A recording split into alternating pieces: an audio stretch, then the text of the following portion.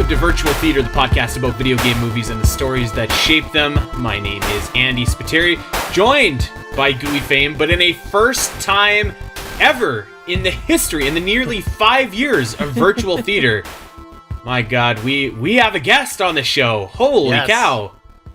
Yeah, it's we're breaking new ground in however many years we've done this. It's you know, and there's no time like the future to shift it up and bring a change in. And I think that this will be a great addition to this show, actually, because she knows you quite well. Of course, we're welcoming McKenna to Virtual Theater for the first time. Not only her first time on the show, but any guest's first time on the show. So what's up, McKenna? How are you? I'm good. Excited to talk about a fun video game movie. Yeah, it's gonna be good to have McKenna too, because McKenna, like me now, we're experts now on Turok. Not really, but I was gonna try and use some of my segue power there, but I couldn't quite connect the right dots. But so basically, this is like a crossover episode that is combining a lot of expertise. Yeah, it's very ambitious. it's maybe the most ambitious thing we've ever done, actually. But so we got, of course, we've been plugging it the last couple shows that we've done. You've heard the ads on ZeldaCast and Omega, but we're like a couple months into Flashback 64 now, the podcast that chronicles all the Nintendo 64 games that release in chronological order, which I had the privilege of guest appearing on an episode of that. And I'm right to say that you guys have actually been playing and studying and analyzing Turok for the N64. Is that right? Oh, yeah. Yes, absolutely. We just recorded our episode on it yesterday, though it's going to come out after this episode. So this is almost like it's like a primer. We'll probably share some information about Turok that will also come on that show, but it'll be nice for our Virtual Theater listeners to kind of get an idea of this game series. Yeah. Well, I have to admit to you that I said before we went on air, I had no idea Turok rolled like this. I have to be honest. I've never played a Turok game, and I don't know why. It's not like it kind of looked like it was up my alley. Like I like first person shooters. I like dinosaurs. I like. It seems like it would be a good match for me, but it always eluded me for some reason. So I have never played any Turok game whatsoever. So I had zero idea about like the series, other than that there were like dinosaurs. And actually, frankly, I had zero idea that there was even a movie made in this franchise, which, until you suggested it, I didn't even know that it was like a thing that existed. And, without getting too far ahead, I feel like I kind of want to play some Turok now, because I was left with a taste in my mouth that I could eat more of this. So before we go any farther, then I want to say, and we said this at the end of we will be saying this at the end of our Turok episode, but Night Dive Studios did a fantastic remaster of the first game, and they've done the second game, which I haven't played yet, but they do have a version on Switch, and it is a quality remake. It is wonderful, and like it takes the N64 game and modernizes it in a way where it's like so satisfying to play. So I would recommend, Andy, if you get a chance, checking it out. I actually think too, I read that some of the people who worked on it went on to be part of the studio that made Metroid Prime. And I think as a Metroid... Really? Yeah, I think it's not exactly like Metroid Prime, but I think I could see it, like, if you like that game, it kind of... It doesn't... You don't have, like, power-ups and, like, new abilities like that, but just you're kind of a 3D shooter explorer kind of game. I think you'd dig it.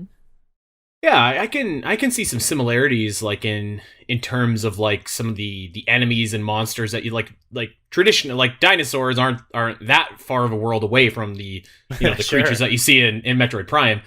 So yeah, like I was I was very curious about the series after like watching this movie, and yeah, I came away with kind of a really actually good impression of everything. And so I guess so we should start right at the beginning, because we talked about doing Turok like a month ago or something like that. And I was like, okay, sure, that sounds great. And you gave me the link to watch. This movie is free on YouTube, by the way, and we're gonna link it. So you should definitely check it out. Semi crappy like rip of it, but you know, it's a good way to watch it. Wasn't too bad. Wasn't too bad, yeah.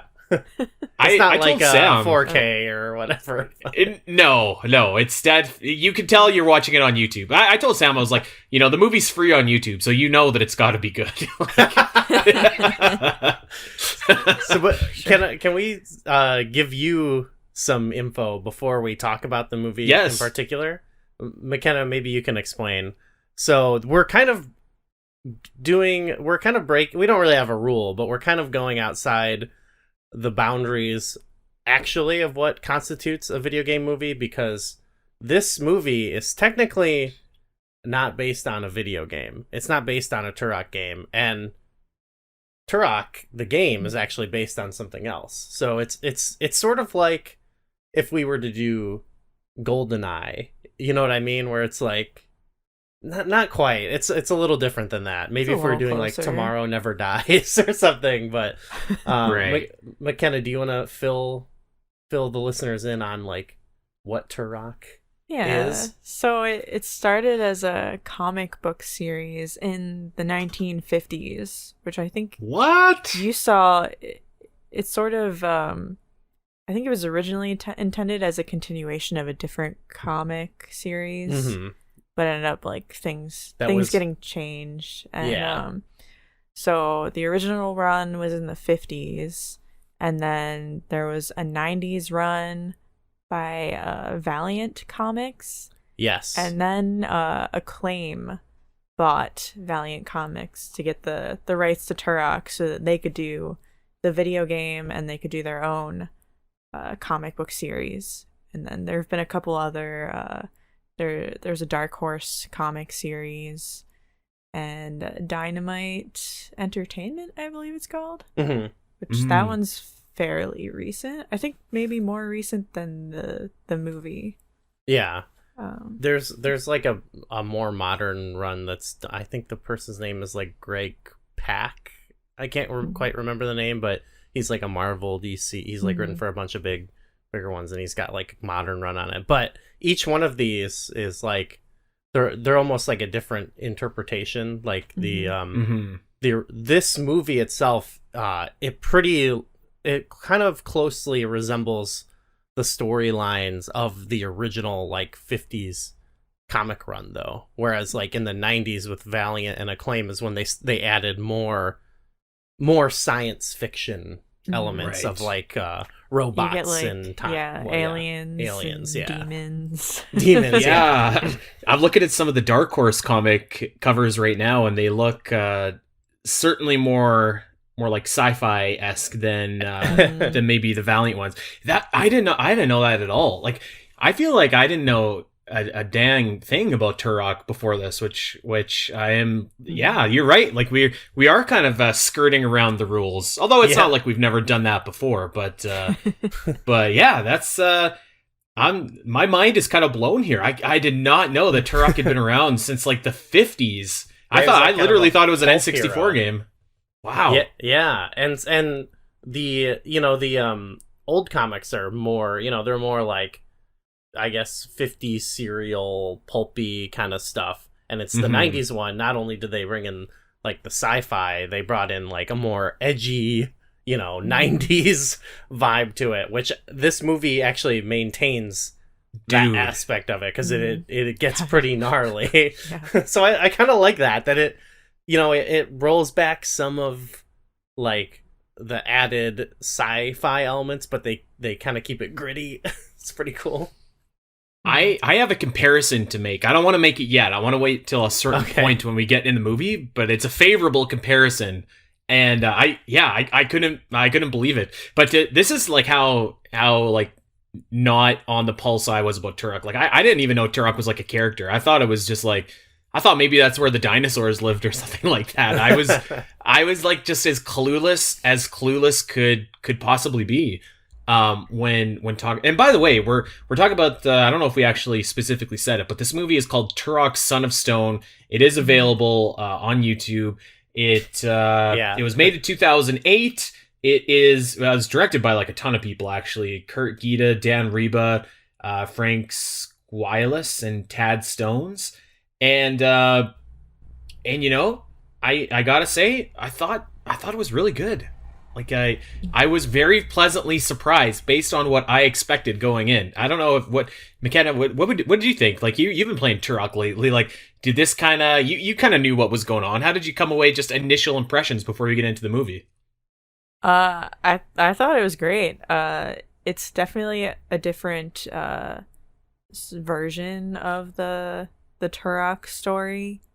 Like you said, I think this is more based on the 50s, sort of, whereas the game is more based on the 90s one, so it's like a sort of different setting. I think the character is actually different. Like I think the original Turok, he is Turok, and then eventually the guy the guy in the movie. Yes, eventually Turok becomes a title that means Son of Stone. So the Turok in the game, his name is actually Tulset. Yes. And Turok is his title. And I see. One thing we don't mention in our episode, but we briefly mention actually in the there's a comic that comes in the manual of the first Turok game, and I believe it involves the Turok Tulset from the game meeting this other character, Jake, who is like a Turok. There's some like time travel things, and I believe what we're going to see in future games is that character becoming the main character of the other games. I think Jake was his name. I could be wrong. But so I think that was introduced particularly with Acclaim doing that, where they're like, so then they can have it be like they can create different characters or whatever, you know. Right. Wow. So I had no idea that this series was so full of like lore, I guess, for lack of a better word. It's interesting because there's it's lore, like that almost implies that like when you hear that, I thought at first it was like a more modern thing, like, oh, they're doing it so there's like a continuity, but there's still really like not like every like between each one like that I checked out like a couple issues from the different versions, and they would still have like a lot of them still had like the Turok like guy and then like the Andar character, and they're always portrayed differently. So it's not like they're doing it like they're all like quote unquote canon in a way we would think of it in a modern way. But I almost like it makes the lore is more about like the series history, you know what I mean? Like I find that entertaining in a way of like how you can look at Batman and be like, you know, all these stories kind of loosely relate, but they're also not, you know, they're obviously like contradict each other. And there's no I was actually Turok thinking Zelda timeline, right? Zelda, right. Yeah, that's true. No definitive timeline. Yeah, for sure. There's no I think it's even further because it's like I guess there is like it's like a link. It's all kinds of links and stuff like that. But people are more precious about that canon, right? Even though they shouldn't be. So when you sent me this YouTube link, I didn't actually open it until I lost it, and I had to ask you for it again. And I just assumed, you know, like when you're on Tubi and you're looking for something to watch and you can't exactly find it, and you're like, you keep on scrolling to the next movie, and eventually it gets to like those just like insane, like not even calling them B movies, but like C level movie. I just assumed that this was going to be that, like a C level, like cheap CGI shoddy kind of movie, and I was totally fine with that. I was like, okay, I'm in the mood for that. And I had no idea that this was an animated movie, and I was like immediately I was just like, oh wow, this is like a lot like not more prestigious, but like from what I was expecting or something. Yeah, I was expecting just like the cheapest like production you've ever seen in your life, like cheaper than Uwe Boll. And I was like really pleasantly surprised by like the first like even couple minutes. And I don't know a damn thing about Turok, but I was pretty into it, like actually right away. Yeah, I think I think like the animators of it have done, you know, other cool stuff. I actually can't remember, but I actually felt like it had like kind of an animation. The animation reminded me of the modern Mortal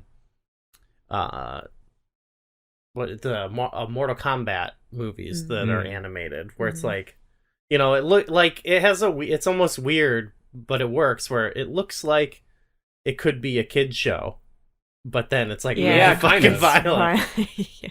It's okay, like it's cool. I dig it, you know. I'm gonna make my comparison now that I was gonna save for a specific scene, but like there was like multiple moments in this movie where I was like, this is like fucking Castlevania violent. Like this is outrageous. Like how brutal this movie is. Like is like, oh my god, there's people getting shot in the eye and like punctured through the heart with like stakes. I was like, Jesus. It was pretty graphic, but I think that kind of added to the movie actually. Yeah, no, I thought it was cool. I thought it was badass. Yeah. Okay, well let's get this movie kicked off here. I want to break down. There were so many awesome scenes. I'm just going to start right from the beginning and we can go. So yeah, we start off and like there's no indication like when in the history of the world we are. We just start off with a couple Native Americans, and one of them is Turok, the other one is his brother, and I think they're like teenagers or whatever, and they get attacked by like a rival tribe, and Turok, this guy just loses his mind. This guy is going wild. He sees danger and he turns into the Incredible Hulk, and everything's over. This guy just like massacres everybody, and then he hits his own brother and he almost kills him. I don't really know what his deal is. Maybe you guys can fill me in. Like, why is he so awesome at fighting? Like, what happened to him? There's nothing in particular. Yeah, I don't know what. He's just like a badass. I kind of dig that. Just like I got the sense because the way they animated it, it looked like he was like overtaken by like a violent impulses almost. Yeah. It was absolutely wild. Like that scene where like everything goes white around him. I was like. Again, I was like, I did not know that Turok was, you know, I did not know that this was Turok. So I was like, where's the dinosaurs? But this was awesome. It was such a cool way to start the movie. That's where, well, no, it's not until the next like fight scene, but you sort of start to get an idea of like when it takes place because they have like guns and they're like, where'd they get the guns? You know, so. Oh my God. Yeah. Just like. There's a lot of blood. There's a lot, and you know what? I was gonna bring this up later, but I'll just bring it up now. I made a note that I think like the animation I think is like fine. Like it's not the best I've ever seen. It's not the worst I've ever seen. But like I feel like what really like this movie sounded awesome. I feel like consistent like the sounds and stuff like that. Like the squishiness and the crunchiness of like the fight scenes and like the dinosaur sounds. Like this movie sounded awesome, and it really kind of helped it for me. This movie is actually, we talk about it a little bit in our Turok episode, but violence is a key part of the game, but this movie is like even more nasty than the game. It further. This puts it in the Mortal Kombat territory, like that the game should have gone for sure. Like I feel like the game is more or less like pushing Nintendo boundaries. Nintendo probably would not have been down with that. Yeah, this would have been too hard for Nintendo. Oh my God. Yeah, no kidding. They're like, I remember the one scene where like somebody gets a bow and arrow, like he gets an arrow right in his eyeball and it like squishes out and it's like so nasty and just ugh, and like all the gunshots and stuff.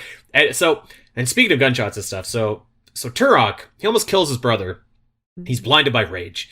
Gets back to the village, and this guy is banned. And they have this line that they say multiple times in the movie, blood follows blood. Does that ever come up in the games? Is that like a thing? No. But like I said, I don't know. I know like the broad like plot details of like the original comics, but I don't know if that is. There's not really like story actually unfolding in the game. Like most of the There's story no you get story is in from the the game. manual. It's like, it's classic actually older game. Here it's a selling point for me. It's like the original Legend of Zelda where you get a paragraph about what's going on, and then you just gotta go through the levels and kill shit. Like that's literally all the game is. So the only I think there's some like laughs and grunts, but the only spoken line in the game is "I am Turok." Yeah. So yeah. Fuck yeah. I can't tell you much. There's almost nothing. Yeah, there's no really signifiers from the game that appear in this. So yeah, and I'm okay with that. As this went on, there was like, I feel like in other movies I may have complained about like lack of explanation or something like that, but there's something about like a video game movie like this where it's just kind of like, yeah, whatever, like let's just roll with it, not a big deal. I think they kill it with the pacing of this movie. It's an hour long, and it just feels like, I think they did a good job of like really making it like a really specific contained like incident in a lot of ways, like some really good like fast moving action movies do, where it's it's like not constantly in peril. Yes, yeah, it's just like one thing after the other. Yeah. You know how I judge a movie, and it's a good barometer if a movie is like really clicking or not, is every night my wife Sam and I will watch a movie on the couch, and I would say 9 out of 10 nights Samantha will fall asleep on the couch and I will finish watching a movie or whatever. And so she stayed awake for like 85% of this movie, which is far more than I thought she was going to stay awake for. Wow. Okay. So I was like, okay, this movie must be hitting if like, her eyes are still open. This is good. Yeah. Wow. Yeah. Okay. So Turok goes back to his village, and they think this guy, he's got the devil in him. So they're like, buddy, I don't blame them too. I mean, like maybe if he hadn't have went like all crazy on his own brother, but I get it. And they exile his ass. They send him out into the woods to fend off for himself. And 16 long years go by, and so 16 years later, Turok's nephew, whose name is Andar? Andar, is that Andar? Yes. He goes over to Turok, who lives in the woods by himself. He's like Paul Bunyan, and he's like, "Hey, we're gonna get attacked by this rival tribe that actually I think the whole feud between them was that Turok incident 16 years prior, I believe. So it kind of is like Turok's fight in a way, and he's just like, Andar is like, Turok, you got to come help us. Like my dad, your brother, is asking for your help, and Turok, this guy, he says no. God damn. Yeah. And it's too bad because blood leads to blood or whatever. Well, blood certainly led to blood after this. Holy smokes. There's a fight between the two tribes, and it's awesome. This was so awesome. The bad guy tribe, they pull out fucking rifles and they start shooting at these guys, and like, oh my god, it was like, this was violent. It was intense. I was and like one thing that I was like a little bit surprised, but it seemed like the bad guys were just like wiping out the good guys. I was like, there can't be like any of these guys left after this fight, because like it just looked like they got massacred. This was sweet. This is like really cool. Yeah, the guy like leading the bad guys is like the son of like who Turok killed back in the day or whatever. So he just wants to wipe. Like his motivation is just like he wants to kill everyone. Yeah. What is what's the bad guy's name? I actually don't think I ever got it. I don't recall. I don't know really any. Aniwa? Okay. Maybe. I don't remember anyone's name in the movie other than Turok and Andar, because the comics, but yeah, I kept on calling him the bad guy. So the bad guy. I guess that's just his name. That's okay. This is the one thing that I think would have like given the movie a little extra bite, and I think it would have been cooler. I read this actually. It was brought up in I mentioned this on our episode, but the paper I read, there was like one called Deconstructing Turok, You can find it online if you Google that. Someone just did it for like a research paper type thing. Something I would have done in school. Yeah, that's what it looks like. It's just out there on Google, and I read it. It was pretty, because it actually goes into detail about all these different interpretations of Turok. So I just want to plug that because I think it's a good read, and it talks about the way at times it even from the beginning it bucks trends of like portrayals of like Native American characters, but then other ways it kind of falls into the tropes and stuff. But one thing it said about this movie, and I was like, yeah, that actually would have worked better, is like if the villain was like a settler type character and was after them. I think that would have given it even more like intensity, I think, as opposed to just kind of this skirmish. I don't know. I think yes, but I also think it's like kind of cool that it's like also showing, because I feel like that's been done, like not a lot, but like it's been done, and it's like you very rarely just kind of see like this kind of setting where it's just like, yeah, like there's probably some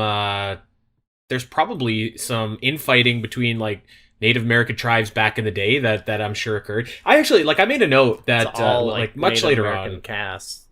Yeah, like I feel like this is just like a really like I don't know what the proper way you would call it, but like I feel like it's a really underserved like era or like genre of movie, like looking at like ancient indigenous tribes and stuff like that. Like there's such like a lot of cool stuff that you can like tell in that era, and it like is largely untapped. And like look at Prey, like that movie was sick, and like it kind of was one of the first ones I can think of that wasn't awesome, and it wasn't tied into like that, the story that you might usually hear where it's like the bad. And I'm not saying that they shouldn't be these stories about bad guy settlers coming in, obviously. No. Like I just thought like I was thinking of the villain who they do a good job of like making him feel threatening the whole movie, but yeah, I don't know, there's something about that like extra layer just would feel even more evil to me, I guess, if that makes sense,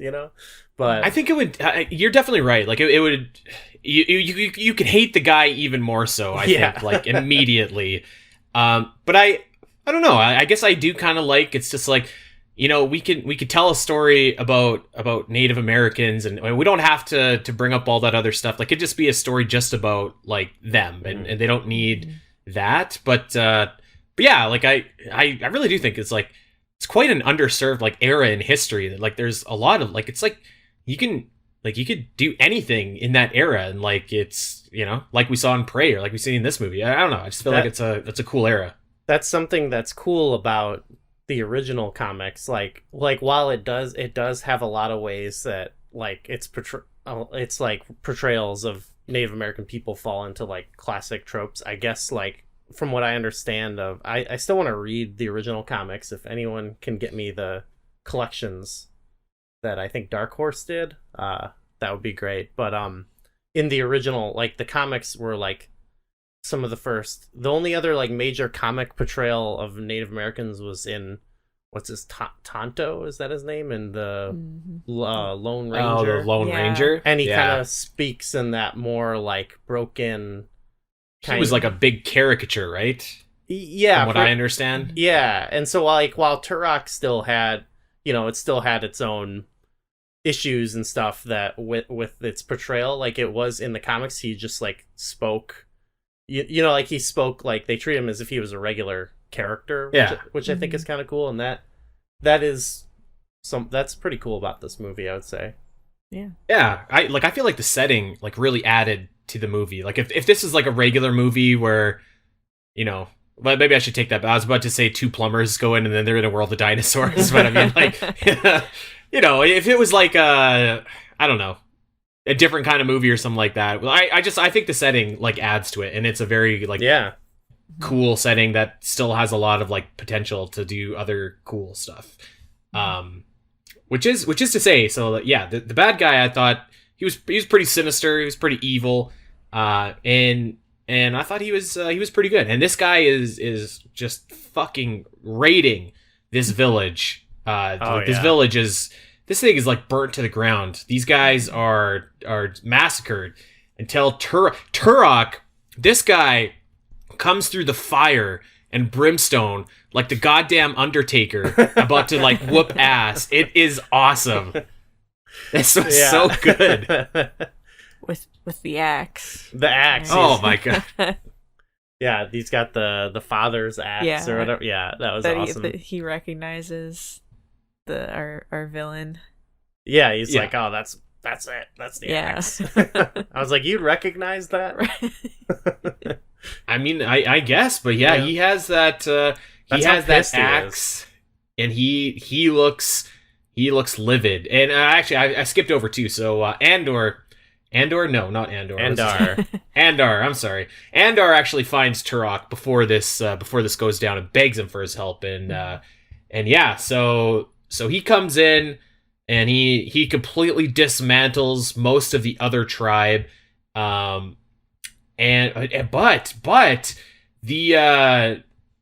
so they get away. Turok gets away, and he's got Andar with him, and he's got his brother's wife, who I do not remember her name. And they're making their getaway, and then these like big violent chocobos come and attack them.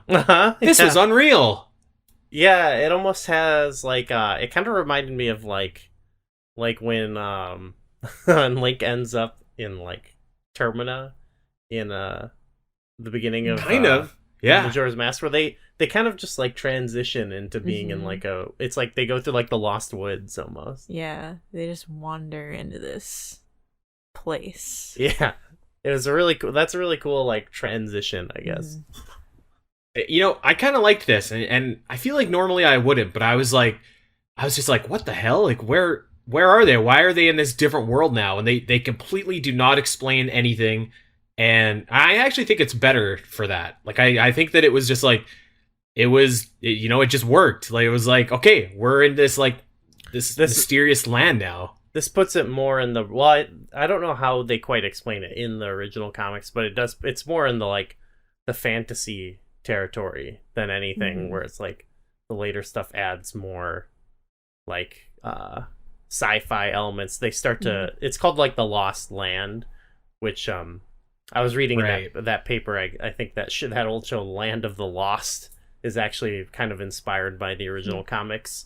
But it's like in the later stuff, there starts to be like sci-fi elements of traveling through portals and, you know what I mean, like different dimensions or whatever. That starts in the game. It's more of a like time travel, like time. They're universe. creating rifts in time, so it's more than it's the past with the dinosaurs. It's the future with the cybernetic stuff. I like this where it's like it sort of is just like it is more fantasy, and I feel like if they ever wanted to make it a franchise, you could then introduce that stuff later. But for the purpose of this, it's kind of, I think, best left.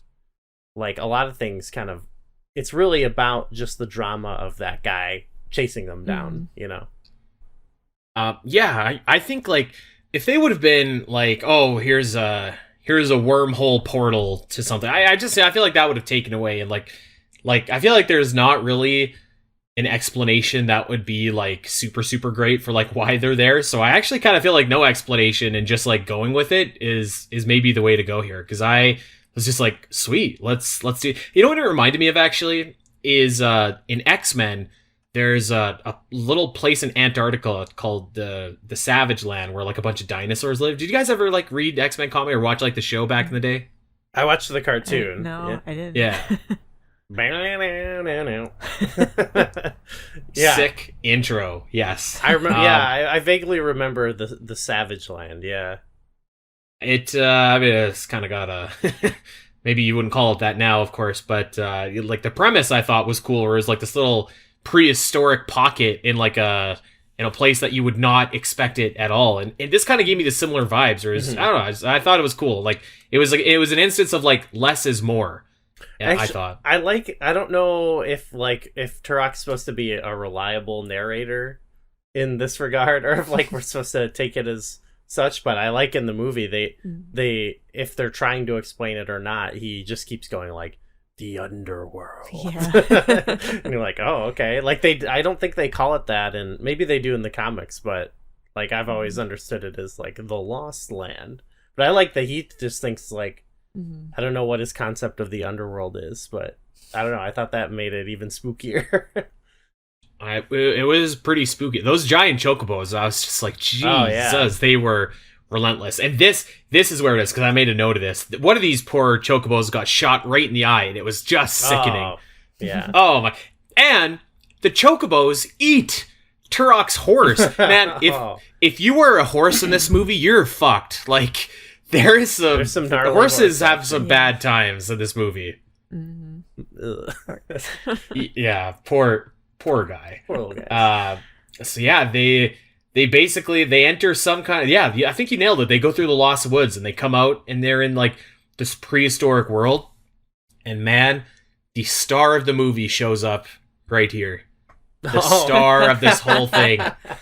Oh my god. Oh my god. The relentless Tyrannosaurus Rex. This thing is so awesome. It sounded great. I said the animation was like kind of okay, but like this T-Rex looked fucking sweet. He was so cool. And this T-Rex, Jesus, he was absolutely relentless. He was gonna eat those guys no matter what. Oh my god. Like followed in that raging river and it's just like, no, fuck that. So this is actually a Carnotaurus. Okay, it's a Carnotaurus. Oh, okay. Which is the same dinosaur that's in Jurassic Park 2. Yeah. And it's also in the Disney animated Dinosaur. It's like the villain dinosaur. Makes sense. Okay. It is like, I'm like, if you're like, I get it if you're making this and you're like, we get a T-Rex and like, no, we need one that looks like more evil. Yeah. It's like, this looks pretty badass, you know? Looks like he looks like a killer. Absolutely. Wow, I just googled Carnotaurus. This thing looks even more sickening in Google Images. Wow, look at this. We gotta Google image this. Damn. Yeah, this thing, I'm just gonna call it the Relentless T-Rex because that's what my notes say. Jesus Christ. The horns. This fucking T-Rex, like this he would not let up. So they escape him by crossing a river. They'd use the classic, like they knock down a tree and they run across the stump to get to the other side. And I thought they were home free, especially when the T-Rex decides he's going to cross it and then he falls in. And this bastard shows up at the other end, like about to bite them off. No big deal. I was like, oh my god. So then they run away and they climb up a tree. And this guy, this relentless T-Rex, he's headbutting the tree so it falls into the river. And I was like, okay, our guys, Turok and Co., like, they're probably gonna fall down a waterfall, but like, surely they've escaped this guy. And then this bastard shows up one last time, and he tries to bite them as they're about to tumble over the waterfall. The tenacity of this Tyrannosaurus Rex. God. I was watching, and just like my head was spinning, and I was like having palpitations because I was like, this guy is not gonna give up. Like, that's going to be the rest of the movie. Just hit this Tyrannosaur chasing them in every single scene. This was so intense. This was awesome. This was the best part of the movie, I think. Yeah, it was great. I was like, is this guy starving or is he just like really pissed at them for some reason? Pissed. Yeah, it was cool too because it was that pacing of like they're running from that guy, but now they're running from this thing, and then they get in the water, and I believe that the bad guy, is taking shots at him still. Yeah. And you're like, fuck, like they're under threat right now. They're under siege. This was so unbelievable. I just like, man, I respected that T-Rex. I was like, you're gonna get it. Like, you know, you are gonna get your fill if you keep this up. Like, this guy, like, I actually like cheered out loud when he came out of the water because I thought for sure he was gone. Like, this was so good. And the hits don't stop either. They take an outrageous bump from the top of the waterfall to the bottom. There's no way that they're alive after that. That was a sickening fall. Yeah, they're on the log ride too, right? Aren't they? They got like a tree log. Yeah. it kind of reminded me a little bit of the tumble that Ace Ventura takes in When Nature Calls a little bit, but this one was like 5 times the depth. I was shaking watching this. I was like, geez, this must hurt. Then they go on some like rapids too, right? After that, yeah. I thought they were gonna go off another like full ass waterfall, but they don't. I was like, okay, these guys have finally earned a little bit of peace, because I like that T-Rex chase took like 10 minutes of the movie. Like it was intense, like nonstop. Yeah. That's a very large chunk of the movie. Mm-hmm. So if you thought you were gonna get some breathing time, you are not paying attention to this movie, because these guys, Turok and his nephew and his sister-in-law, they're on this log, and Turok has this like dumb idea. He's like, let's just swim instead of ride the log. I don't know what he was thinking, actually. That doesn't make any sense. Hey, I just was like, whatever. He's been on his own for 16 years, was it? He's like an expert survivalist, so I was just like, I'm sure he's got the right idea. Well, it didn't seem that way at the time, at least, anyways, because this guy is just like, we should swim. And as soon as the shot changed from above water to below water, I was like, oh fuck, these guys are in trouble. And sure enough, they're out. McKenna, do you know what dinosaur this was? I don't know. Oh no. So I think there's actually so I live about 2 hours away from a dinosaur museum. It's one of the biggest in the world, actually. And I'm pretty sure I've seen a skeleton of this guy hanging in that museum before. But it's like this ginormous like sea creature that with like it looks like a brachiosaurus but underwater. Yeah. And this thing is all over these guys, and he's trying to eat them. And like when you're watching a wrestling match and you're just like, you think that somebody is like gonna win, but you're like, there's no way they could possibly kick out of another finisher from this guy. This is where I was at watching this. I was like, there's no way, like, one of these guys has got to be on the chopping block here, because like there's no way. This was intense. So many near falls. Yeah. Oh my god. It was very this was sweet. Phantom Menace. It made me think of Phantom Menace. Yes. Or I had that thought. It made me think of The Way of Water a little bit too. Just when what's his name, Loak gets saved by Payakan or whatever. This reminded me of Avatar in a lot of ways, but from here on out it starts to remind me of Avatar. Some of the kind of.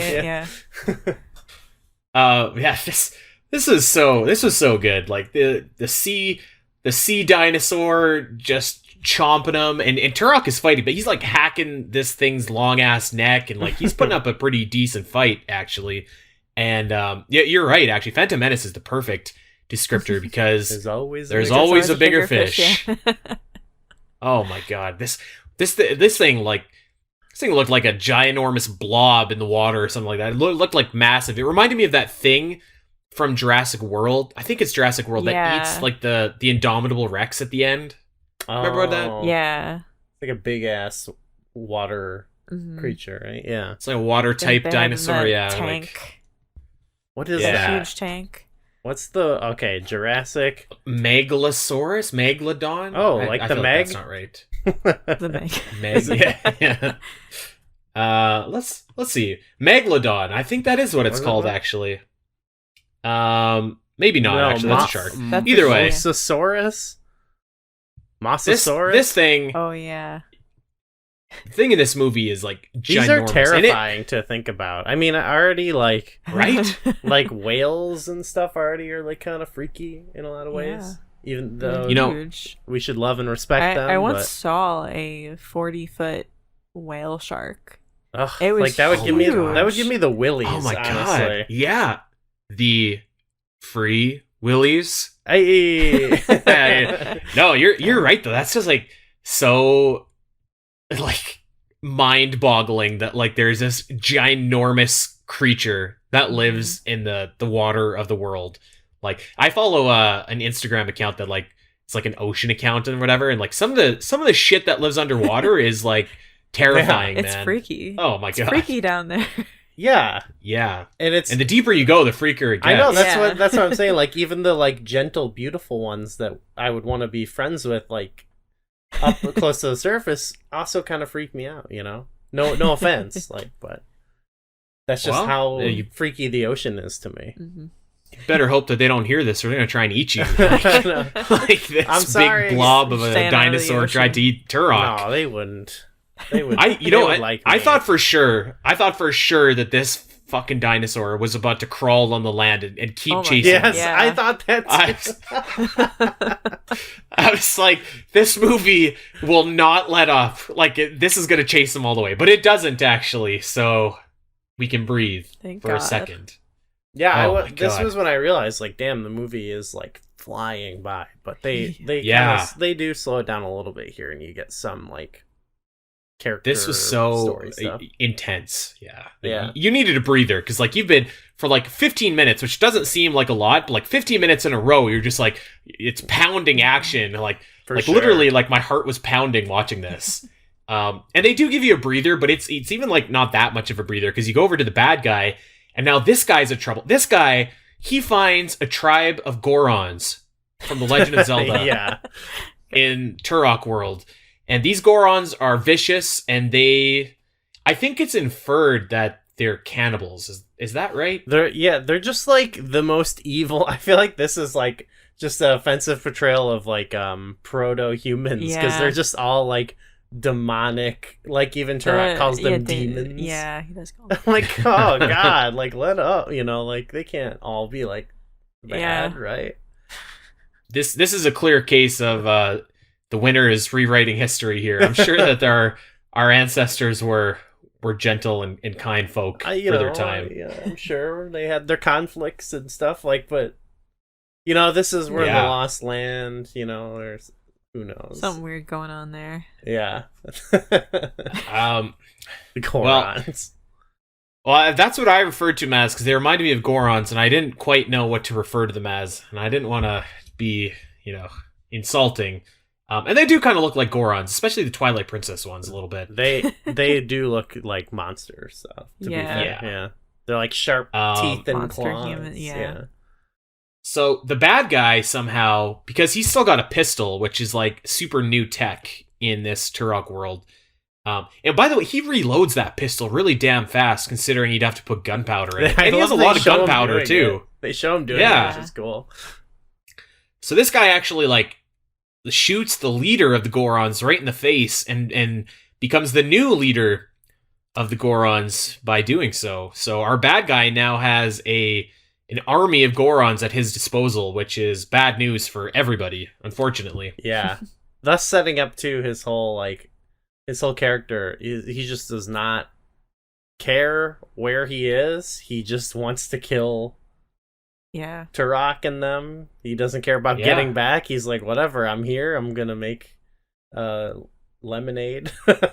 My fancy lemons, Like, and by the way, too, the bad guy's horse is also meets a terrible fate in this movie. And I think actually the bad guy eats his horse. This is pretty messed up, actually. This is a messed up scene. Yeah, do what you gotta do to survive, I guess. He's very, he just goes from, oh, I don't eat horse meat, to, oh, this is not bad, very quickly. It's like, tastes like chicken. Yeah. He doesn't say that, but, He might as well have. Yeah.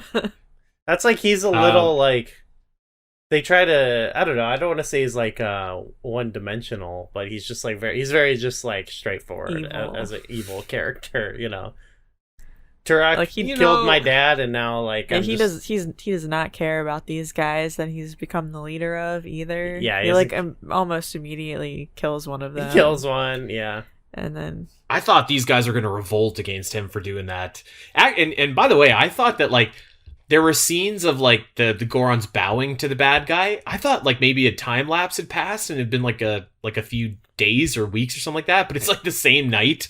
Mm-hmm. I thought they were going to revolt after he shot the Goron in the face. They're very impressed by the gun, which is fair. I guess that would seem like magic, There's also a language barrier. Yes. They just they don't really. They have like grunts, I guess.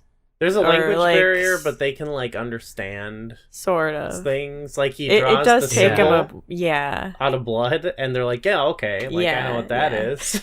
Like okay, like their intelligence level is it's somewhat there. Yeah. Yeah. Yes. Yeah, pretty intense group of bad guys here. Like it's funny that they actually feel even more dangerous than the dinosaurs, but they do somehow, which is man is impressive, the real monster. Well, if the the Last of Us showed us anything. Okay, so we meet some new people here.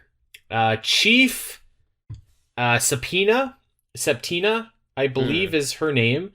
And this is a pretty cool character. Like, she's the leader of a tribe of people, presumably the same tribe that Turok is from, that are in the Lost Lands, and there's a pretty like hefty amount of them actually that all take up residence in this tribe, and so they're pretty impressed that Turok was able to more or less kill that big shark dinosaur, and so they're just like, all right, like you three, we don't really trust you yet, but you could come into our tribe and like, you can hang out for a little bit. And if you're able to get a pterodactyl egg, you can join us, but you're probably not going to do it. So like, whatever.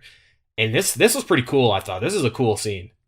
Yeah. This type of thing, this was out of the comics. From what I saw, like there's a lot of stories in the comics where they go to the Lost Land and they meet like different primitive, like almost like ancestor, tribes to them, and there's a whole there's actually like a whole thing in the comics where he has to like using like his more advanced knowledge of time, like of technology and stuff, like help the tribes do different things. And that's kind of an element here. He has like I guess like a metal weapons, Yeah. Whereas like they have like stone and stuff like that. So that's kind of I guess that's kind of an interesting take to do with like if we're talking about portrayals of Native Americans, like they're like to almost like reverse it where the main character is a Native American who has like more advanced, technology, I guess. Even though it's he's using it to like help them rather than harm them. Yeah. So that's kind of I agree on it. Yeah. I thought that the whole thing was pretty cool actually. Like it was a nice breather after like all of the like the action and intensity. And there was a shot actually that I thought was like awesome. And so Turok climbs to the top of this like mountain. It's like a little cliff or whatever. And he gets the egg, and he's getting like ragdolled by a bunch of pterodactyls, but he eventually jumps on one of them and he rides it up, and like there's this really cool shot of like them going into like space and like seeing the stars and stuff like that. That was awesome. Up above the clouds is beautiful. Yeah. It was a sweet shot. I liked it. There's even and I liked the whole thing actually. Everyone in the tribe was cool. You meet a new character named Koba. He was pretty cool. Andar has a love interest, and she was pretty cool. I thought, I like this part of the movie. I like that they had like a little, it was almost like a side quest, Yeah. I was down with it, and so of course they get the egg, and they're part of the gang, baby. They're in, which I also liked. And by the way, I'm sorry. Go ahead. These were also evoking. There's some. I gotta show you some of the comic book covers for the original Son of Stone run. There's like one of the early ones is like him in a cave, and there's two T-Rexes fighting, and then there's one of, I believe, him and Andar, and there's like a pterodactyl like attacking from above, and the artwork is just awesome. And it was really, it's a different style in this, but it was evoking it, like just that vibe for me, like those just type of sweet classic epic quest that they're sort of on, or these little side quests, Something about it just felt like very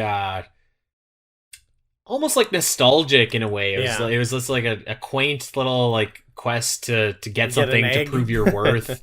Well, this is the same. Go get an egg. We just in our last movie witnessed the same quest in the maybe that's why it feels nostalgic. It's like the exact same thing. I love the after when he gets the egg and they have this little like party and they're all just like scooping portions out of the egg. Mm-hmm. That looked delicious. Yeah.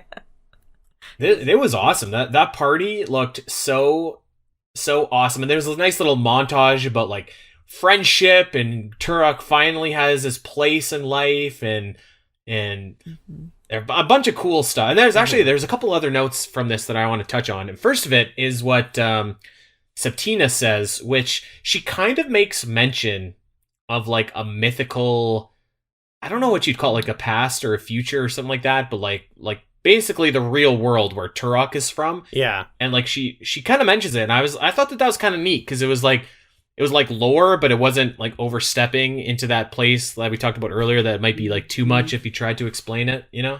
Right. Yeah, it's just like, oh, there is some sort of magical, other world we're in, but it's not, it's not the focal point. It's not really that, it's not the purpose, I guess. Yeah. I like the mysteriousness of it. Do you know who I thought was awesome? Turok is at this party. He's not a very social guy. He's just like, I've been outlawed all my life. And he goes and hangs out by himself. And this dude, this cool ass mask comes around. And I was like, oh man, this guy's sweet. Who is this? He's very mysterious. I was down with this dude. Yeah, that was cool. That was a cool vibe. There's one other thing I want to touch on really quickly here before we move on. And that in the middle of this party and in the middle of everything here is you go back and you see the Gorons, and they're like, there's like this really long scene of them just like schmackling away eating. Like they're just like eating and eating and eating and eating. And it kind of like, that's actually kind of just the whole scene. Yeah, it was gross. Chomping and like, just like again, it sounded gross. Oh like, man, sorry to some people listening. Weird mouth sounds. Yeah. Like actually, like it was just like really gross, like ASMR type, schmackling eating meat. And I was like, what is happening here? Schmackling. Oh, it was effective in making me just like creeped out by these guys, and I think this is when he shoots the other Goron too, right? Yeah, I forgot why. So. Isn't there like a reason he shoots them? I think he shoots them because like he's trying to communicate with them, but the Gorons don't exactly like have language skills, unfortunately. Oh, is that when he like actually draws the symbol with his blood? Yeah, I think so. Okay, I think so. So that he's like, no, just take me to these guys. Yeah. So we got a final battle obviously coming up. The tribe and the Gorons here, but life is pretty good for Turok right now, and his nephew, he's kind of becoming a little bit more grown up and like coming into his own a little bit. He's kind of like a little bit of a wiener at the start of the movie, but he's he's taking a step, and he's like he's helping out the team here. So it was some good times, but of course that cannot last. God damn, these Gorons attack the village, and the final battle is on. And this, again, was brutal. Oh yeah. My God. Oh, you know what? I forgot to mention, too. I wanted to throw in when he gets the thing and he's riding the pterodactyl or whatever. That's another part that reminded me of Avatar. Yeah. Where he's got to, like, prove himself, to, like, join the team, join the tribe or whatever. Yeah. Sorry, I wanted to throw that in there, but the final battle. That's a good call. Maybe that's another reason why it feels like nostalgic as well. And he has to and he has to like team up with them, and like he has some special things like that he like they collaborate. You know what I mean? And they teach each other things. I kind of like that aspect, and yeah, it did lead into this final battle. I thought was pretty cool. Like it flowed along nice. We're like, okay, we're here at the end, and like I don't know, I felt like it builds it up really well for just being like, oh, boom, boom, boom, everything one after the other movie. You don't really, like I said, we talked about all these things that aren't really explained, that they just don't feel like they need to be at all, you know? Mm-hmm. Yeah, no, totally. I think, man, I loved that scene where he's riding the pterodactyl, but I kind of was like, I was wanting a bit more, and I was hoping that we were gonna get there. Yeah, and we fucking the got star. there. Our star comes back. I guess we're not quite there yet, actually. So there's like there's this huge attack on the village, and these bad guys are just again like ripping through like the village. I was like, there can't be more than like 10 of these guys left. Like it just looks like they're like getting massacred. And the cool guy Koba that we met.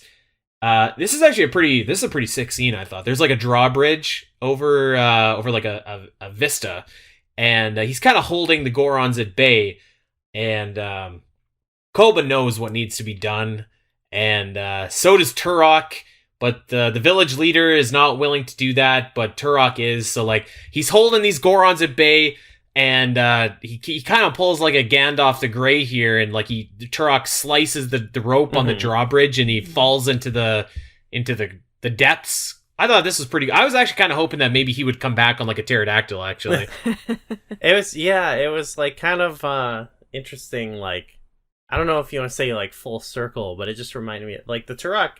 His character story is kind of interesting. Like he's like in exile for like, you know, attacking someone from his tribe, and then he has to like, you know, kind of find his own redemption by joining this other tribe, and then here he has to like sacrifice basically one of its people, and I don't know, it was kind of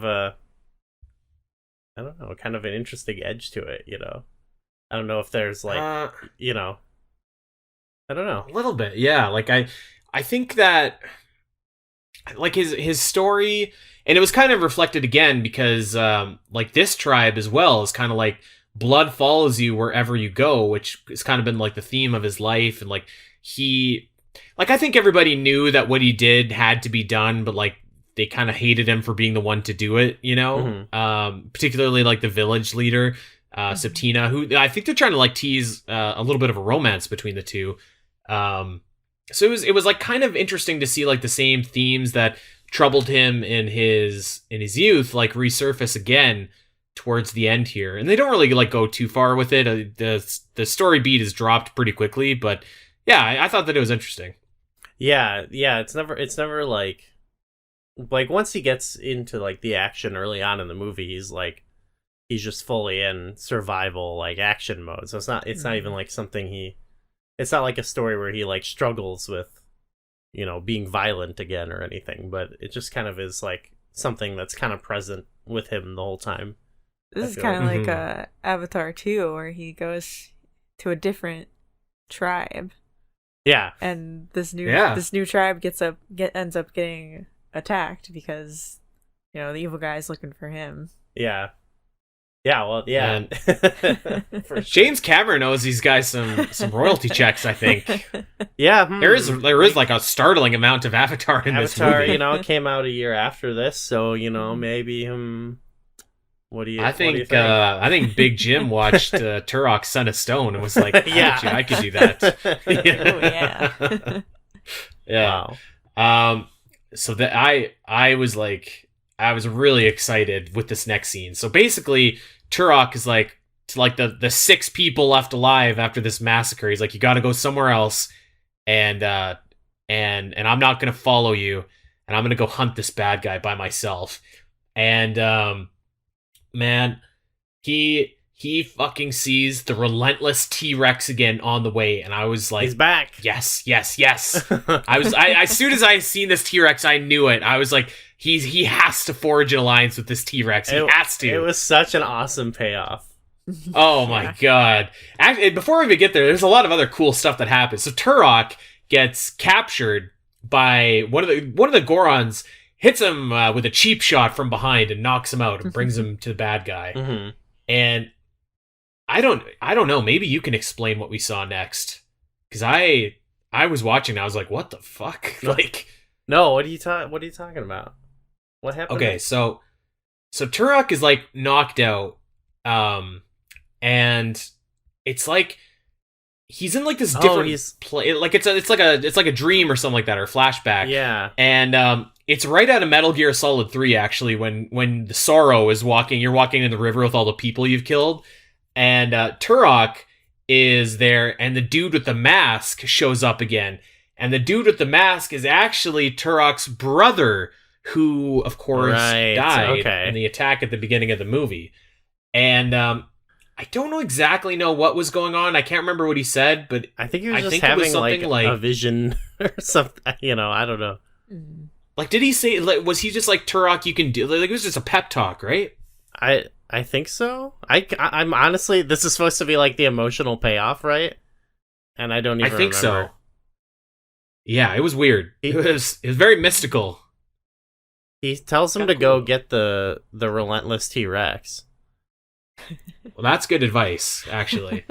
That's probably the best advice that he could have ever given him. Although I have a gripe here.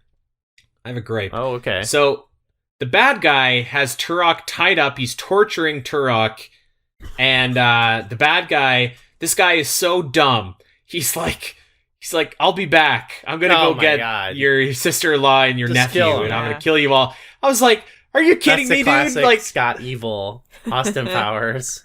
Oh my god! I have a gun in my room.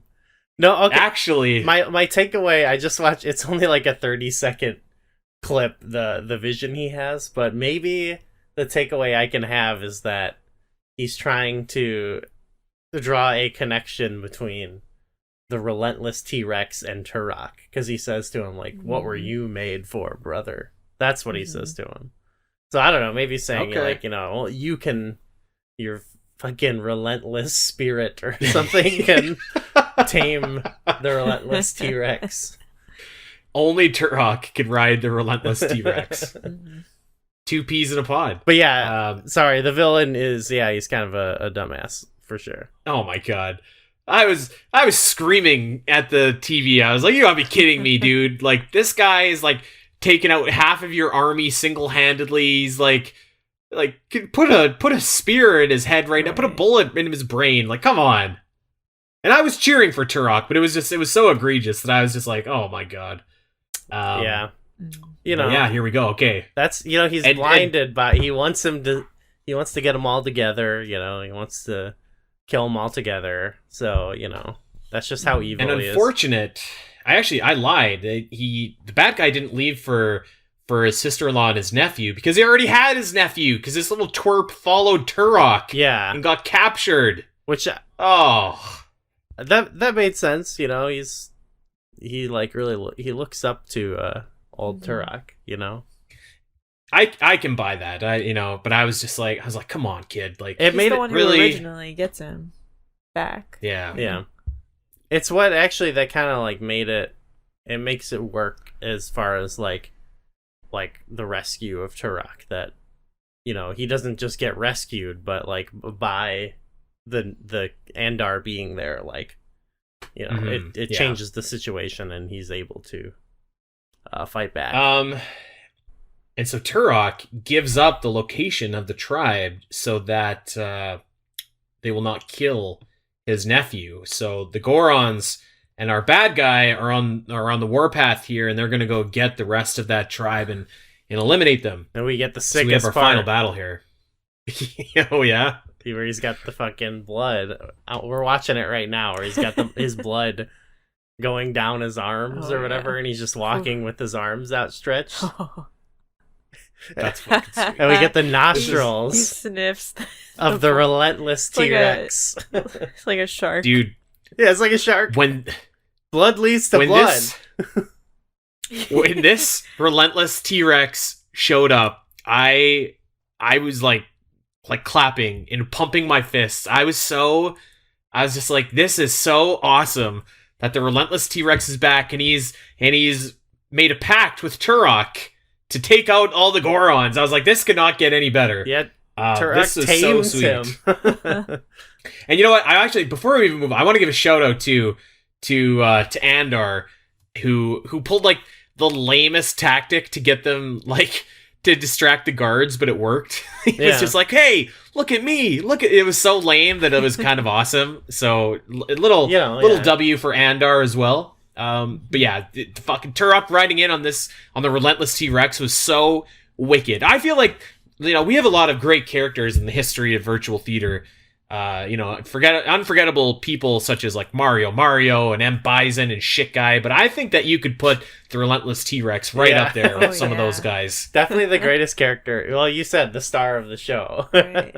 Oh my, this T-Rex is so awesome. And he comes in and he is cleaning house. He is just stepping on Gorons. He's chomping Gorons. And Septina, the leader of the tribe too, is like Legolas. She's like fired off like 1,000 bows, like or arrows rather, and is just like hitting all of her marks. This was a sick final fight. Actually, this was awesome. Yeah, more brutal and bloody. It's badass. Oh my god, they got the mammoths or whatever. Yeah. That was so, and the sound is so great. Like it's you can hear all the bones crunching and like the squishy blood. It's very Castlevania. I feel like there's obviously not to the same quality, but like the same kind of spirit is there. Yeah, there's some good action. The chocobos are there. Yeah. And our pal Septina actually gets shot right in the head, which is kind of a bummer. It's too bad because I like Septina. There's some really gross headshots in this too. Oh yeah. So this bad guy who we have determined completely sucks for not killing Turok when he could have, has a second chance to kill Turok. They're doing like the John Wick 4 duel at the end. Yes. And the bad guy goes to shoot him and he misses. You know? What? It happens. Yeah, I guess. I was surprised. I hadn't seen this guy miss like the entire movie. I thought that that Turok was gonna like pull a Neo or something like that. It kind of like dodge the bullet somehow. Put his hand up and throw. Well, no, not throw his hand, but I thought he was gonna like pull like a slick move, like a sweep or something like that to the side and throw the tomahawk at the same time. But he doesn't really do that. So instead, the bad guy just fucking misses. I mean, like, we all knew that Turok was gonna, defeat the bad guy. And I think that even though it was kind of lame that the bad guy didn't kill him when he had the chance and then missed when he shot him. Okay. We just... When Turok, when he throws that axe, oh my god. To be fair, that was payoff. We watched it back. He doesn't totally miss. It's kind of cool. It you're right. raises his shoulder. It's kind of funny. It's kind of cool. And then not only that, but then you've got the relentless T-Rex standing tall at the end. Oh my! Well, first of all, you're right.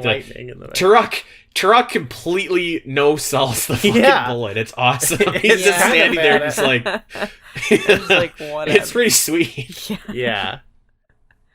So I have to admit, I was not worried at the end because there is a moment where the relentless T-Rex is standing off with Turok, and it's like, is the relentless T-Rex going to finish what we started at the beginning of the movie? And I was pretty confident that like these guys had come to a mutual understanding or a mutual respect. Right. And when the relentless T-Rex turned and walked away, I was just like, yes. He puffs a little like smoke in Turok's face and walks away like he's like just like, all right, see you later, buddy. Yeah, he's like, listen, pal, I could definitely eat you, but I'm not going to because I respect you. and it was awesome. Like I kind of feel like the relentless T-Rex is like, all right, you were able to like survive my attacks and tame me and ride me. Like you're a warrior who I respect. I kind of like that. That's why the fight with the bad guy can't be the actual epic conclusion, because it's really about the respect between the relentless T-Rex and Turok. It's the true lead role. It does remind me a lot. I feel like they do this a lot in Jurassic Park, where they'll introduce a dinosaur as a villain, and eventually that dinosaur ends up becoming the hero because there's another more threatening dinosaur, or other threat. At the first Jurassic Park, a lot. Yeah. Even the Velociraptors get it in Jurassic World. they get like the hero role a bit. Yeah, they're the homies in that one. Yeah, they were awesome in Jurassic World. You know, what do you guys think of those new Jurassic Park movies? I haven't seen the third one, but I actually like, for what they are, I kind of dig the Jurassic World movies. I haven't seen the third one. I definitely don't enjoy them as much as the first trilogy. I don't even like the original. I think the third one is junk. Yeah, I the first two Jurassic Parks I really love. I enjoy. I don't think they're good, but I do enjoy watching the Jurassic World movies. Yeah, I don't know. That's a nice way to put it. Like there's something about them that it's just kind of like a great. Like I would claim that they're like great movies, but like I have a great time watching them, if that makes sense. I do kind of like the more horror-y vibes that the second one has. That's Fallen Kingdom? Is that what it's called? Yeah. Yeah, once they get it, there's like a little bit of like a haunted house part. Yeah. Yeah, there's some stuff in them, but I overall don't really. We should watch the third. Well, yeah, we'll get there. Well, the second came out in, was it 97 or 98? I think 97. It's got to be coming up pretty quick then. Yeah, we'll be. We've been watching all, like, even if we don't really talk about them on the show, like we just mentioned them briefly, we've been watching like whatever the biggest movie was the weeks that we talk about, and I'm almost certain we'll be seeing the other Jurassic Park movies, at least the second one. I'm sure the third one probably. 1 week. Maybe I was actually trying to. This is off topic. I'm sorry, Turok, but I was trying to actually watch all the Mission Impossible movies. Sam and I wanted to start like going through them. And I can't find Mission Impossible 1 or 2 anywhere on like any streaming service. So maybe I'm going to pivot to Jurassic Park instead and do that, because I actually own those on DVD. Maybe I'll pop them in. If you want, I have a pretty sick 2-pack of Mission Impossible 1 and 2 on VHS. Fuck yeah. That's yeah, it's like a very specific, collection from a very specific year where, hey, buy both of them. Comes in a little box. Yeah. All right. Well, so Turok has earned the respect of the new tribe. They are laying Septina to rest, unfortunately for her, and he's finally found a home after all these years. And and I have to say, I honestly, like, it from what I was expecting of this movie. I'm not going to say this was one of the greatest movies we've ever watched in virtual theater. I don't think it is, but like, man, this was so awesome compared to what I thought like we were going to get watching this movie, because I had no idea and nothing about Turok, and I came away from this movie and I was just like, shit, this was like really, really good, and like moved at a really good pace, and like had tons of action. I was invested. Had the relentless T-Rex, who's a classic character. Like, this was great. Yeah, I really enjoyed it too. Definitely we had some other movies that are like, really, really awesome, but this one it's pretty up there, I would say, towards the upper part of kind of the movies we've watched. Especially I love like kind of like a, like, much like the games, like almost like a hidden gem like this, where it's this movie isn't like striving to be like a epic, right, feature length film. I think it kind of knows its like lane, and I think it's like a really good, just like straightforward animated adventure movie. Yeah, I totally agree. We should have mentioned this early on, but McKenna was looking at like the cast too before we because it does have like all like Native American actors in it, and I was just looking because I feel like you see a lot of these actors in a lot of stuff. Yeah, like there's the Turok's sister-in-law's voice actress. She's the voice actress of Pocahontas, the Disney Pocahontas. Yeah. Oh, really? Yes. That was, I think, the one that stood out to me. That was like the big one. There's Graham Greene, who was in Dances with Wolves. Okay. He was also in there's I think a lot in the Twilight movies. You know, they have the Native Americans there that are all played by actual Native Americans. So Graham Greene is also in that. And I think there's another actor that's in the Twilight series. The guy who actually voices Turok, I'm just seeing he's been in a bunch of stuff as well, but he was oh my god, I don't think he got an Academy Award nomination, but it seems like he got a bunch of like other nominations for his role in Flags of Our Fathers, which is a Clint Eastwood jam. Yeah. So that's pretty cool. He was in this guy's been in a ton of stuff actually. Yeah. He's in Wind Talkers. He was he was Kicking Wing in Joe Dirt, who has the fireworks. Isn't he the guy who has the fireworks stand?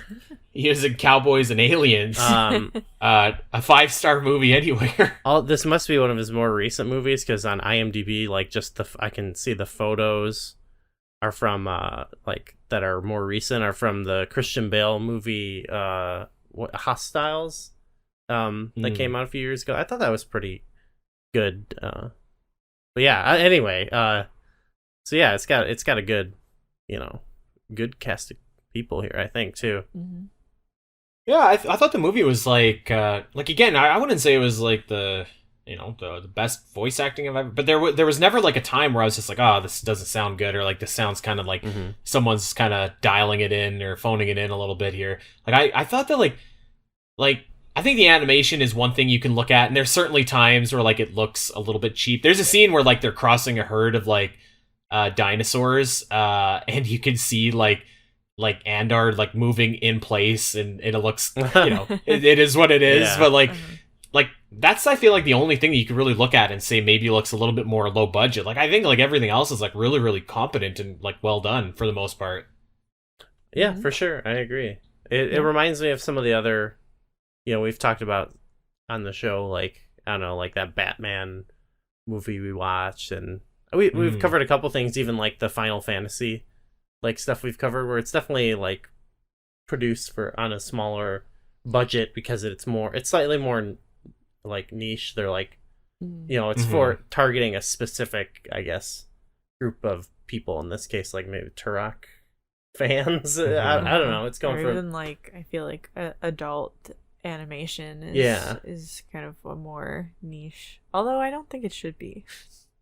No, yeah. I don't think it should be either. I bet you if this movie was like, if this was like re-released on Netflix right now, like I feel like I can't be the only one who was like, damn, this kind of like has some Castlevania vibes. Yeah. And with how popular that show was. Like I feel like it could do like pretty decent. Yes, yeah. So it does remind me of Castlevania and Mortal Kombat and stuff like that. That now kind of have it. Like I think they could they should bring Turok back. I think Turok is really cool as a franchise, so I'd like to see. I think I don't know. I'm kind of holding off on looking into later Turok stuff, because I know we'll get to play it, but I think there's even beyond N64 games that I heard were, I think some were kind of like, oh, this is the end type situation with the franchise, but I don't know. We'll see. I think with Night Dive doing these remakes, and they have the part 3 that they're doing, and I think maybe it'll get some people hyped up. Revive Turok. Yeah. I like I said, I didn't exactly know like what to expect going into this movie, but I think in terms of like movies that have completely like outperformed what I thought they were going to be, this is like, if not the best movie we've watched. Like it's up there, because like, from how good this movie was to how kind of whatever I thought it might be, I was really, really impressed. This was a great recommendation. I'm really glad that we covered this, because I think I would have never watched it otherwise, because I feel like I didn't even know it existed, and I bet you that a lot of people listening to this also like didn't know that it existed too. So you should go out of your way to check this out. It's really cool. Yeah, go watch that YouTube video of it.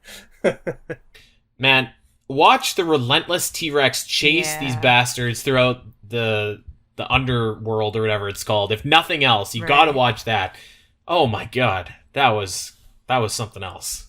So yeah.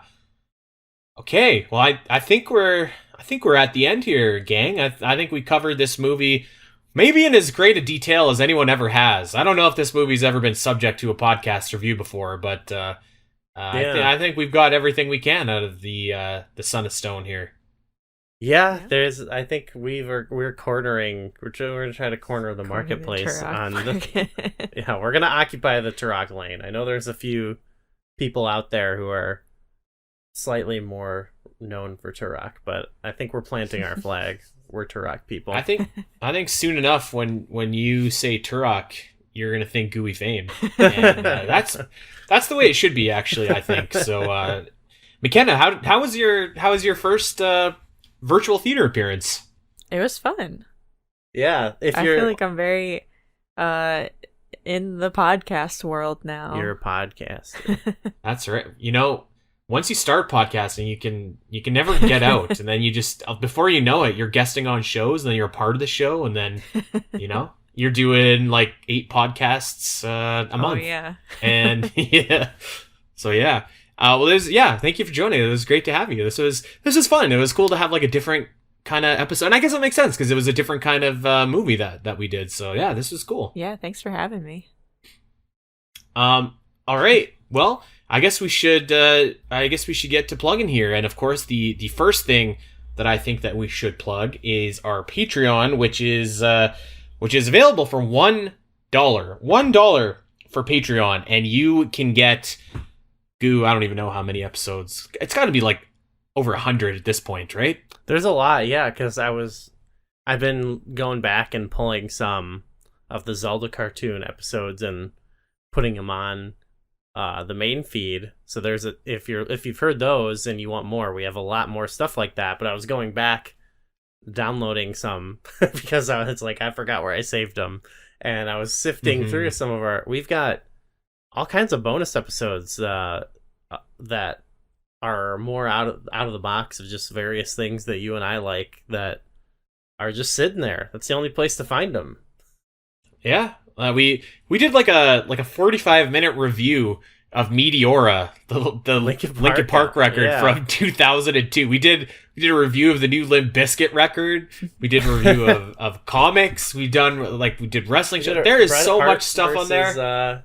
1, 2, 3. Oh my god! Yes, and so yes. And, I don't know. Is the plug? I want to transition to plugging something else that's related. Of course, which is we haven't really done a lot of shows like that, but I've talked to you about doing some more bonus shows on Flashback that kind of align with similar topics, that we've talked about there. Like wrestling and maybe some other things. Maybe we can do some more Flashback related things.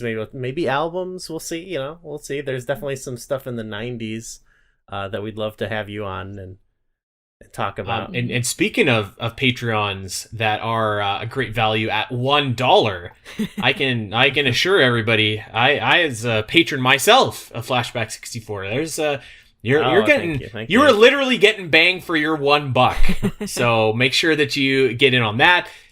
Check us out wherever you get your podcast. Like and subscribe. Virtual Theater is now on Blue Sky. Yes. We are at I think just Virtual Theater Blue Sky, right? I think so. Yeah. I don't think that was. I should have prepared for this. This is new to the plug, so I'm not ready. I haven't gotten anything posted on it or anything yet. So I was gonna do that today. We actually can promote it and stuff, but we haven't done that yet. I wanted to we got the name, we got the profile set up. We're ready. It. We're there.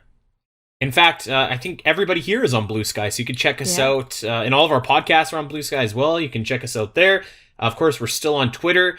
We're at Virtual Theater X, at Spiteri316, at Gooey Fame. McKenna, I can't remember yours off the top of my head. Is it just McKenna Games, I think? Yes. Yeah, McKenna Games. Oh, yeah. Well, there we go. Okay, so make sure that you're checking us all out. And by God, watch Turok, the Son of Stone. This will be the most awesome hour and 15 minutes that you could potentially have. So highly recommend checking it out. 2 thumbs up. Watch it and then go play Turok. 3 thumbs up, actually. Yeah, 3 thumbs up. Hell yeah. Okay, everybody. Well, until next episode, take care.